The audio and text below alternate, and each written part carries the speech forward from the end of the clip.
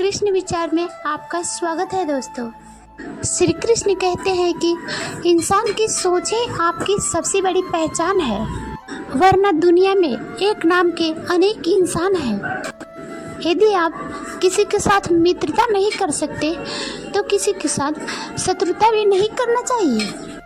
रिश्तों को निभाने के लिए वक्त निकालिए। कहीं ऐसा ना हो कि जब आपके पास वक्त हो तो रिश्ता ही ना बचे। जो दूसरों को तकलीफ़ों को समझते हैं, जिनमें दया है, दिल से अच्छे हैं, उन्हें दोबारा जन्म लेना नहीं पड़ता है। जीवन में समय चाहे जैसा भी हो, परिवार के साथ रहो। सुख हो तो बढ़ जाता है और दुख हो तो घट जाता है। मनुष्य के जीवन उसके कर्मों पर चलता है। जैसा कर्म करता है वैसे ही उसका जीवन होता है। ईश्वर कहते हैं हम किसी का भाग्य नहीं लिखते, इंसान खुद अपने हाथों से अपने भाग्य लिखता है। जो जैसा कर्म करता है उसकी भाग्य उसी तरह ही बनता है। सृष्टि का नियम है, जिस तरह के विचार हम अस्तित्व को संप्रेषित करते हैं, उसी तरह की ऊर्जा अस्तित्व द्वारा हम तक पहुँचते हैं। ध्यान रहे, विचारों को सकारात्मक होना हम तक अनिवार्य है, तभी राह सरल और सुगम होती चली जाएगी।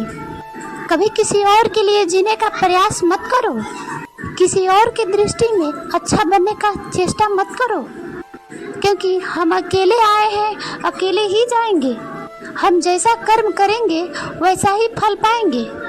जो बीत गया उसे भूल जाओ, जो कर रहे हो उस पर विश्वास रखो, जो होगा उसकी चिंता छोड़ दो। बस तुम्हें मात्र अपने कर्म करने हैं, पुरस्कृत करने का कार्य तो नियति का है। अच्छे कर्म अच्छे ही फल देते हैं। वह जो अपने परिवार से जुड़े होते हैं उसे भय और चिंता का सामना करना पड़ता है, क्योंकि सभी दुखों का जड़ लगाव है। इसलिए खुश रहने के लिए लगाव छोड़ देना चाहिए। वह जो हमारे चिंतन में रहते हैं वो हमारे करीब हैं, भले ही वह वास्तविकता में कितनी भी दूर क्यों ना हो। लेकिन जो हमारे हृदय में नहीं है वो करीब होते हुए भी बहुत दूर है। और जिसका ज्ञान बस किताबों तक सीमित है और जिसका धन दूसरों के कब्जे में है, वह कभी भी जरूरत पड़ने पर ना अपना ज्ञान प्रयोग कर सकता है और ना धन। वह जो परमात्मा तक पहुंचना चाहते हैं उन्हें वाणी, मन और इंद्रियों की पवित्रता और एक दयालु हृदय की आवश्यकता होती है। लोगों को अपने सपने मत बताओ, बस उन्हें पूरा करके दिखाओ, क्योंकि लोग सुनना कम और देखना अधिक पसंद करते हैं। कामयाब व्यक्ति की सिर्फ लोगों को चमक दिखाई देती है, उसने कितनी अंधेरा देखा है यह कोई नहीं जानता है। यदि सपने सच नहीं हो रहे हैं तो रास्ते बदल लो। सिद्धांत नहीं, क्योंकि पेड़ हमेशा पत्तियां बदलते हैं, जड़ें नहीं।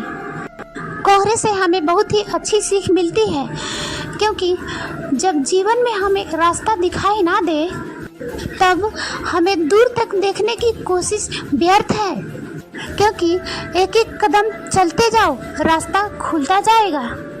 दीपक का जीवन इसलिए वंदनीय नहीं है क्योंकि वह जलता है, अपितु इसलिए है क्योंकि वह दूसरों के लिए जलता है, दूसरों से नहीं जलता है।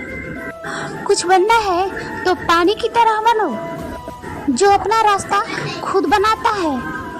पत्थर जैसा मत बनो जो दूसरों का भी रास्ता रोक लेता है। विश्वास में वो शक्ति है जिससे गुजरी हुई दुनिया में भी प्रकाश लाया जा सकता है। विश्वास पत्थर को भी भगवान बना जा सकता है, और अविश्वास भगवान के बनाए इंसान को पत्थर दिल बना सकता है। किसी की यादों में घुट घुट कर मरने से अच्छा है कि आप अपने ताकत को अपने लक्ष्य पर लगाओ और एक सफल व्यक्ति बन जाओ कि एक दिन आपके छोड़ने वाला रोए। जीवन में आपसे कौन मिलेगा यह समय तय करेगा। जीवन में आप किससे मिलेंगे ये आपका दिल तय करेगा, लेकिन जीवन में आप किसके दिल में बने रहेंगे यह आपका व्यवहार तय करेगा। इंसान को खुद की नज़रों में सही होना चाहिए। इंसान को तो छोड़िए, यह दुनिया तो भगवान से भी दुखी है। मौन रहना अच्छी बात है, लेकिन ऐसा मौन किस काम का जो आपको अस्तित्व को भी खत्म कर दे। मौन आपकी ताकत भी है और कमजोरी भी। बस आपको पता होनी चाहिए कि कब आपको मौन रहना है और कब नहीं। समय और ज़रूरत बदलते हैं, सबके चेहरे पर नकाब हो जाते हैं। मैंने एक बुजुर्ग से पूछा, आज के समय में सच्ची इज्जत किसकी होती है? बुजुर्ग ने जवाब दिया, इज्जत किसी इंसान की नहीं होती, ज़रूरत की होती है। ज़रूरत खत्म तो इज्जत खत्म। सबसे तेज वही चलता है जो अकेला चलता है, लेकिन दूर तक वही जाता है जो सबको साथ लेकर चलता है। परिस्थितियाँ जब विपरीत होती है तो व्यक्ति का प्रभाव और पैसा नहीं, स्वभाव और संबंध काम आते हैं। जिंदगी में सही लोगों की तलाश मत करो, आप स्वयं ही सही बन जाओ। क्या पता आपसे मिलकर किसी की तलाश पूरी हो जाए।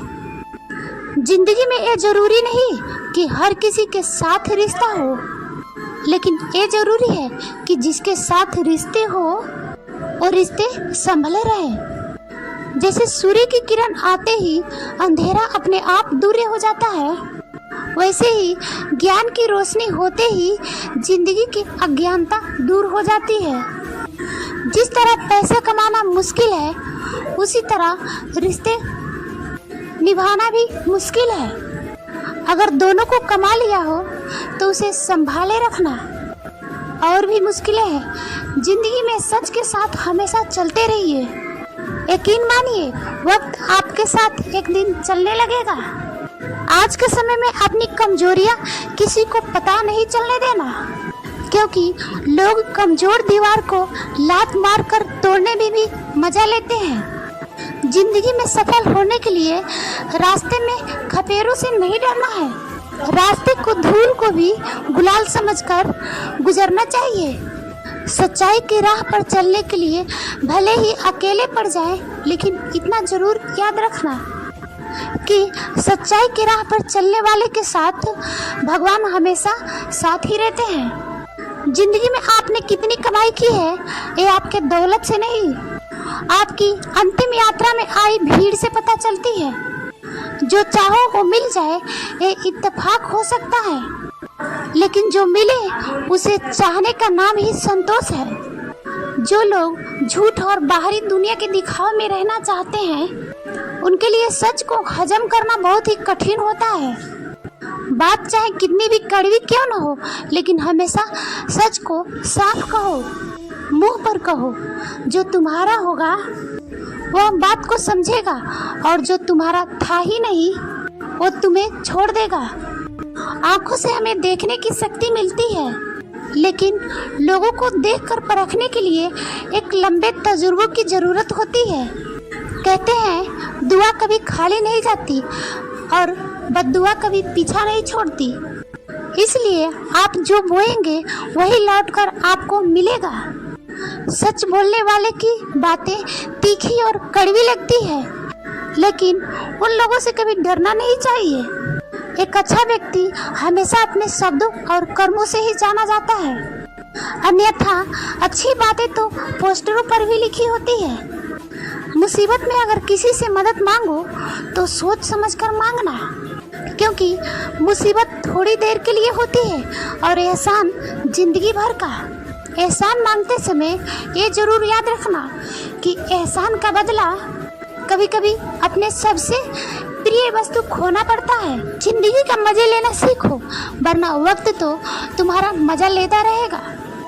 दुनिया की सबसे अच्छी किताब हम स्वयं हैं। खुद को समझा लीजिए, सब समस्याओं का समाधान हो जाएगा।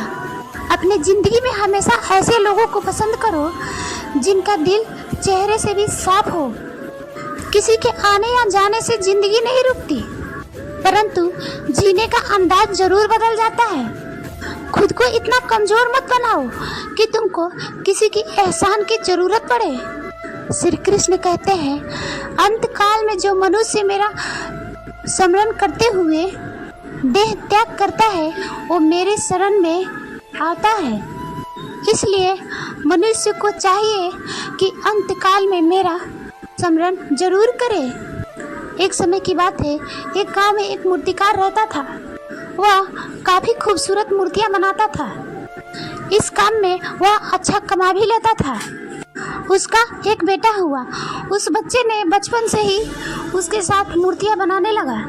धीरे धीरे उसने मूर्तियां बनाना शुरू कर दिया। अब वह बहुत अच्छी मूर्तियां बनाया करता था और पिता अपने बेटे की कामयाबी पर बहुत खुश था और वह गर्व महसूस करता था।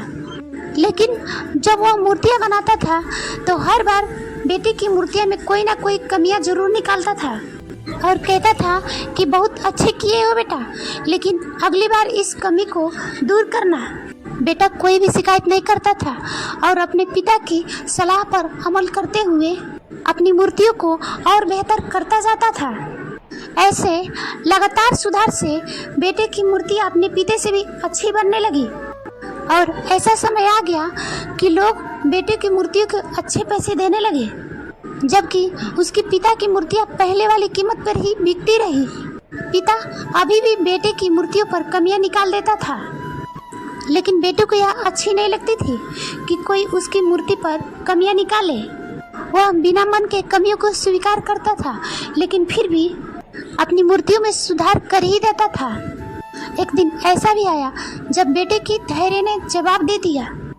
पिता इस बार जब कमियां निकाल रहा था तो बेटा बोला, आप तो ऐसे बोल रहे हैं जैसे कि आप बहुत बड़े मूर्तिकार हो। अगर आपको इतनी समझ होती तो आपकी मूर्तियां इतनी कम दाम में नहीं बिकती। मुझे नहीं लगता कि आपकी सलाह की मुझे ज़रूरत है। मेरी मूर्तियां बिल्कुल ठीक है। पिता ने बेटे की जब यह बात सुनी तो पिता ने अपनी बेटे की सलाह देना और उसकी मूर्तियों में कमियां निकालना बंद कर दिया। कुछ महीने तो वह लड़का खुश रहा, लेकिन फिर उसने महसूस किया कि लोग उसकी मूर्तियों को इतना तारीफ नहीं करते जितने पहले किया करते थे और उसकी मूर्तियों के दाम भी बढ़ना बंद हो गया और उसकी बिक्री बहुत कम होने लगी। शुरू में तो बेटों को कुछ समझ नहीं आया, लेकिन फिर वह अपने पिताजी के पास गया और उसे इस समस्या के बारे में सारी बात बताई और पिताजी ने बेटे की सारी बातों को खूब शांति से सुना, जैसे कि उन्हें पहले से ही पता था कि एक दिन ऐसा होगा। बेटे ने इस बात को नोटिस किया और पूछा कि आप जानते थे कि ऐसा होने वाला है? पिता ने कहा हाँ, और बोला कि मैं भी ऐसे ही कई साल पहले इसी हालत से टकराया था। बेटे ने सवाल किया, तो फिर आपने मुझे समझाया क्यों नहीं? पिताजी ने जवाब दिया, क्योंकि तुम समझना नहीं चाहते थे। मैं जानता हूँ कि तुम्हारे जितना अच्छी मूर्तियाँ नहीं बनाता हूँ। ये भी हो सकती है कि मूर्तियों के बारे में मेरी सलाह गलत हो। ऐसा नहीं है कि मेरी सलाह की वजह से तुम्हारी मूर्तियाँ बढ़िया बनी हो, लेकिन जब मैं तुम्हारी मूर्तियों में कमियाँ दिखाता था तब तुम अपनी बनाई मूर्तियों में संतुष्ट नहीं होते थे और खुद को बेहतर बनाने की कोशिश करते थे, और वही बेहतर बनाने की तुम्हारी कोशिश तुम्हारे कामयाबी का बड़ा कारण था।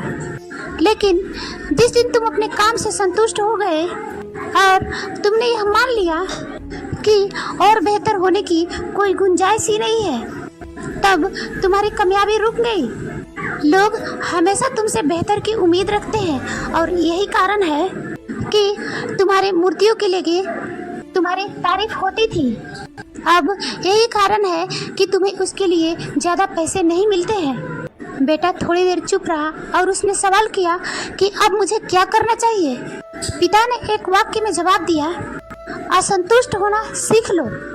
मान लो कि तुम में हमेशा बेहतर होने की गुंजाइश है।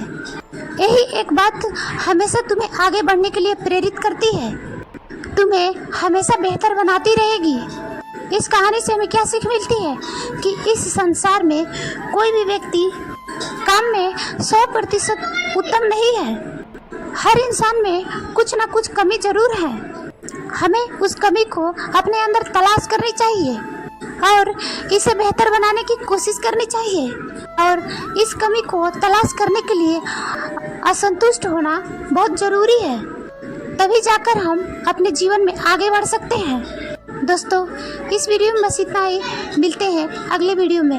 जय श्री कृष्ण।